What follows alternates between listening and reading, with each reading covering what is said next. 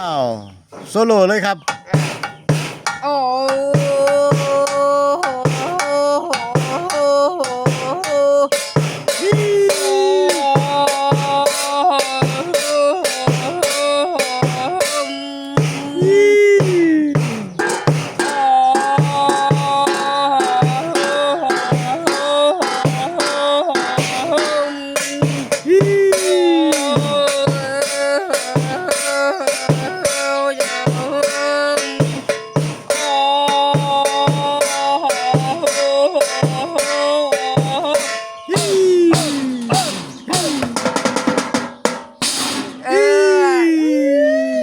ครั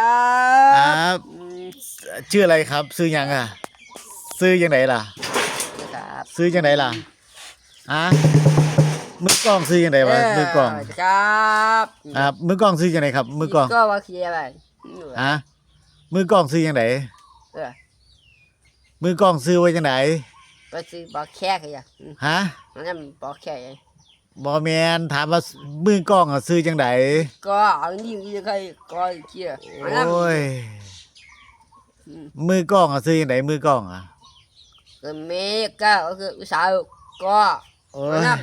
โซโลต่อโซโลต่อโอ้ยถามไปกับจิบคือจิบฮู้เรื่องหรอกถามไปต่อโอ้ยบอกแค่ยังได้เงิน YouTube กันที่ซื้อแค่ให้มีไปนั่นเงิน YouTube ออกกันที่ซื้อแค่ให้โอ้ฝากกดติดตามกดไลค์กดแชร์นะครับเพื่อเป็นกำลังใจให้น้องเฮียวเขา